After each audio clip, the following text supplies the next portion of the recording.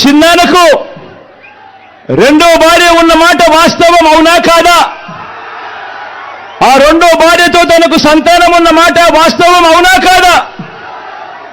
అవినాష్ అక్కడికి ఎవరు ఫోన్ చేస్తే వెళ్ళాడు వంటి అనేక ప్రశ్నలు అవినాష్ తన అనేక ఇంటర్వ్యూస్లో, తన ప్రెస్ కాన్ఫరెన్స్లో తాను లేవనెత్తిన ప్రశ్నలు సహేతుకమే కదా అని చెప్పి ఎవరైనా అవినాష్ వైపు ఎవరైనా మాట్లాడితే చాలు వెంటనే వారి మీద కూడా అడ్డగోలు ఆరోపణలు చేస్తూ కుట్ర రాజకీయాలు చేస్తూ ఉండడం ధర్మమేనా అని చెప్పి ఈ సందర్భంగా ప్రతి ఒక్కరిని కూడా అడుగుతా ఉన్నా, ఆలోచన చేయమని చెప్పి ప్రతి ఒక్కరిని కూడా అడుగుతా ఉన్నా.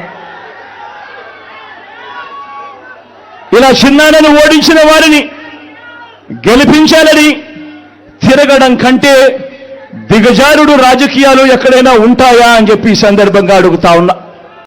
మా వివేకం చిన్నానను ఎవరు చంపారో, ఎవరు చంపించారో ఆయనకు, ఆ దేవుడికి, ఈ జిల్లా ప్రజలందరికీ కూడా తెలుసు ఏం జరిగింది అన్నది.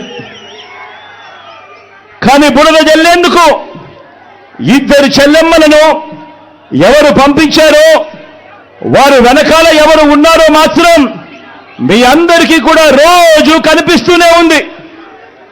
ఇంకా ఆశ్చర్యం ఏమిటో తెలుసా? వివేకం చిన్నారను అతి దారుణంగా చంపి, అవును నేనే చంపాను అని అతి హేయంగా బహిరంగంగా చెప్పుకుంటూ తిరుగుతున్న హంతకుడికి మద్దతు ఇస్తున్నది ఎవరు? మీరే రోజు చూస్తున్నారు కదా అని అడుగుతా ఉన్నాను.